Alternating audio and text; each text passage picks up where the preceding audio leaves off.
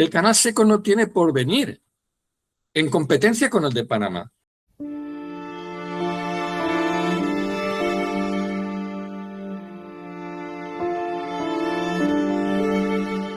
El profesor Joaquín es doctor en ingeniería, especialista en caminos, canales y puertos, es catedrático de proyectos de ingeniería civil en la Universidad Politécnica de Valencia, en España, y según su hoja de vida, no exageramos en decir que es una de las voces académicas con mayor experiencia en la evaluación, planificación y gestión de grandes infraestructuras. De manera que es una persona muy idónea para el tema que vamos a tratar. Y se me pasaba algo que me parece que es muy importante en esta pequeña introducción. Actualmente el profesor dirige la investigación doctoral, asesora en la investigación doctoral que adelanta el ingeniero colombiano Fernando Perea Murillo, con quien hablamos hace unos días. El trabajo de tesis doctoral de Fernando precisamente trata sobre el canal interoceánico húmedo por el Chocó. Profesor, de nuevo, bienvenido. Muchas gracias, muy amable. Quisiéramos saber desde su experiencia evaluando megaproyectos de infraestructura alrededor del mundo, ¿qué elementos usted considera indispensables para que un Estado, no hablemos tanto de gobierno, para que un Estado pueda tomar una decisión responsable sobre una megaobra que podría influir en el desarrollo de un territorio durante décadas? Lo primero que agradecerle las palabras, muy exageradas, pero además de verdad, muy exageradas. No voy a discutirlo. Lo que sí quiero decirle es que ha dicho que he sido catedrático de proyectos de ingeniería civil, ahora estoy jubilado, soy profesor ad honorem de la Universidad Politécnica de Valencia, y lo que sí quería decir para iniciar es que en mi perspectiva, lo primero que hay que hacer ante un gran proyecto, ante cualquier proyecto, pero también ante un gran proyecto, es tener planificados los pasos que hay que dar, ¿no? Y entonces hay que tomar decisiones y hay que gestionarlo y hay que planificar toda esa gestión. Me explico. Yo no concibo que un gobierno, un Estado, un exalumno mío realice un proyecto sin antes analizar las soluciones. Y las soluciones pueden ser estructurales, de todo, de cualquier cosa, ¿no? Pero en este caso, cuando hablamos del canal de Chocó, creo que lo primero que hay que decir es si es un canal húmedo o es un canal seco. Y luego se decidirá entre diferentes soluciones el trazado y se decidirán otras muchas cosas. Pero hay que ir paso a paso. Y a mí lo que me preocupa es que se haya decidido por alguien desde el gobierno colombiano, seguramente con buen criterio, el hacer el canal seco. Y yo lo que no concibo, insisto, es iniciar los estudios sin plantearse también el húmedo. Igual que yo, que creo que la solución más lógica es el húmedo, y luego veremos por qué, entiendo que también hay que analizar la solución seca. Es decir, como académico, como investigador, etcétera, lo que me preocupa es que se hagan las cosas adecuadamente. Entonces, si como creo que vamos a hablar de las virtudes o no del canal seco, y lo primero que debo decir es que me preocupa que quienes hayan decidido hacer el canal seco no hayan pensado en el húmedo. Como siempre que hemos hablado, personas que hemos tratado este tema, siempre hemos hablado del húmedo y yo siempre les he dicho, bueno, pero cuando se inicie el proceso habrá que plantearse el seco también, para seguramente desestimarlo, pero hay que planteárselo. ¿De acuerdo? Esa es la primera cosa. Luego, quizás respondiendo, espero que bien, o por lo menos a lo que me preguntaba, hay una serie de grandes variables en cualquier proyecto, especialmente en los grandes proyectos. Sean, en este caso con APPs, con concesiones, con lo que corresponda. Hay una serie de variables, la económico-financiera, los plazos, el respeto al medio ambiente, los aspectos sociales, lo técnico, la seguridad, la funcionalidad. Hay una serie de aspectos.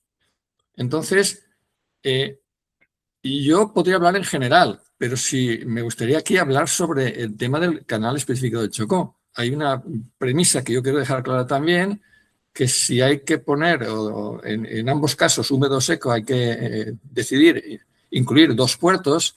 En el húmedo siempre he dicho que no son dos puertos, sino que son dos espigones, es decir, dique y contradique en un lado y dique y contradique en el otro. No hace falta hacer un muelle, muelles, no hace falta, en principio, muelles comerciales, hacer un puerto con sus grúas, etcétera. No haría falta, hacen falta unas defensas para proteger a los barcos que estén en espera para entrar en el canal. Si eso es lo que se quiere, pues solamente hace falta esas defensas.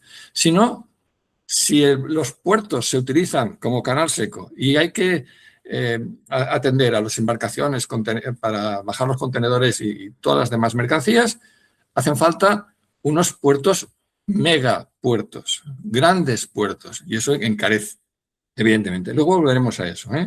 Luego, el tema de los plazos.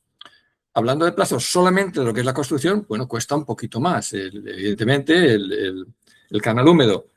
Ahora hablaremos de los otros plazos, que es lo que a mí me interesa, el tiempo de paso, ¿no? Que es crucial. Están los temas medioambientales, que si quiere, luego hablamos del tema, de los temas sociales, técnicos. Pero hay dos temas que para mí son clave a la hora de decidir todo esto. Uno es el tema de la seguridad. El tema de la seguridad.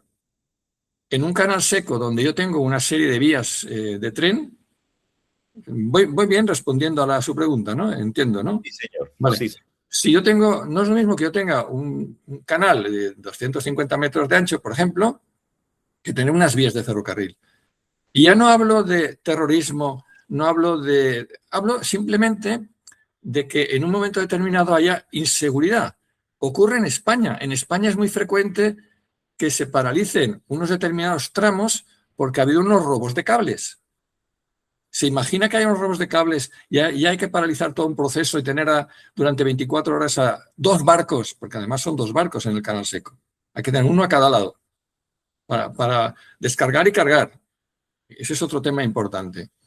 Entonces, creo que este tema es clave para uno de los primeros temas para ir pensando en que ante esos temas de sensibilidad a los problemas, y yo quiero mucho a Colombia y espero que todos los problemas que tiene de inseguridad desaparezcan. Ojalá desaparecieran en días, en meses quizá. Ojalá. Pero así todo, siempre habrá esa inseguridad relativa a los robos, a gente que quiere hacer daño, sin ser terrorismo puro y duro y sin ser inseguridad, digamos, normal en un país en condiciones normales, por decirlo así. Espero que a nadie le moleste la forma de decirlo. El tema de la funcionalidad, que es la otra clave, ¿no? Es decir, y ahí hablamos ya del tiempo, ya no de construcción, sino del tiempo de paso de las embarcaciones. Y ahí creo que hay que pensar, comparemos el canal seco y el húmedo, siempre teniendo en cuenta el canal de Panamá, que esa es clave, el considerar que ahí está, el canal no lo podemos obviar, ¿no? Entonces, digamos que si un barco llega al canal húmedo, si lo hiciéramos húmedo, pasa y en 12, 14 horas atraviesa los 160, 180 kilómetros y ya está, y pasa al otro lado y se va. Y es un solo barco, insisto. ¿Qué pasa con el canal seco? Primero, tiene que haber 2, uno a cada lado. Coordinar eso no es fácil. Los tiempos, etcétera. Y luego yo he hecho unos tanteos. Los puedo decir con detalle, pero si hace falta. Pero los pueden hacer, quien esté escuchándonos seguramente los podrá hacer también. El cuello de botella en un canal seco es que llega un barco de 12.000 toneladas y me imagino lo que puede pasar en un futuro si son 12.000 contenedores. Imagínense que esto se agrava cuando sean 20.000. Pero hablemos de 12.000, que es de uno de los máximos hoy en día. Yo los tanteos que he hecho, el cuello de botella es que hay que poner un número determinado de grúas para abastecer a la descarga de ese buque, que el número es pequeño de grúas, entre 15, alguna más de grúas, pensando en un barco de 400 metros, menos la proa que sirve, bueno, son unos 360 útiles para los contenedores. Si yo voy poniendo las grúas una al ladito de la otra con una cierta separación, a mí me salen del orden de 15 grúas. Y con un ritmo determinado de esas grúas, según lo que uno conoce, pues se pueden bajar 300 contenedores por hora. 300 contenedores por hora, si son 12.000, son 40 horas, más el tiempo de transporte, etcétera, son 2 días. 2 días. Entonces, la pregunta clave para el canal... 2 días y 2 buques de carga. Y 2 buques. Entonces, la pregunta que hay que hacerse, que tiene que ver con lo primero que he dicho, que es el estudio económico y financiero, que es más caro el húmedo, evidentemente. Pero en un estudio económico y financiero hay unos ingresos y unos gastos. Los gastos son más. ¿Va de acuerdo? Ahí estamos de acuerdo. ¿Y los ingresos?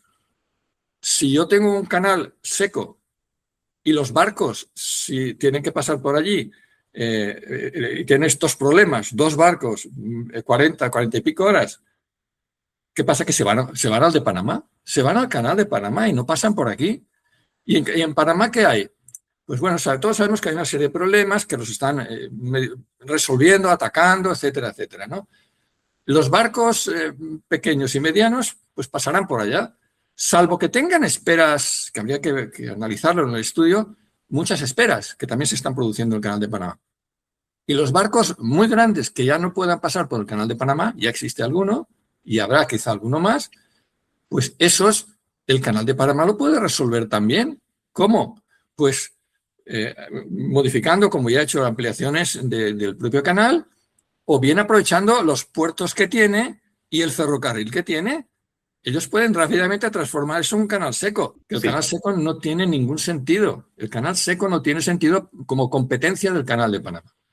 Así es como yo lo veo. Así es como yo lo veo.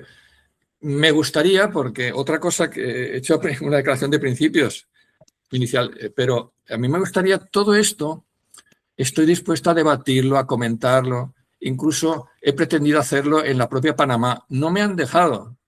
Estoy muy enfadado con mis compañeros académicos porque no me han dejado debatir en Panamá aspectos relativos al canal del Chocó, cuando eso debería hacerse a las claras, hablando con el canal de Panamá, que el canal de Panamá diga lo que deba decir y que además esté alerta. Me llamó poderosamente la atención su afirmación con argumentos.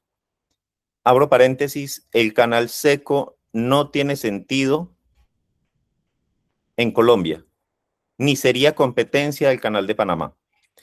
Voy a hacerle una afirmación y tome la afirmación como pregunta.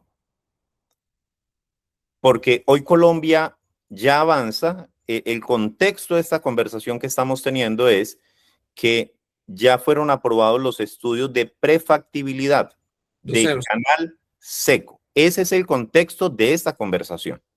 Entonces, desde una perspectiva técnica y estratégica, considera conveniente, entiendo que usted considera conveniente, que el país evalúe con el mismo rigor la alternativa de un eventual canal interoceánico húmedo antes de adoptar una decisión definitiva a largo plazo?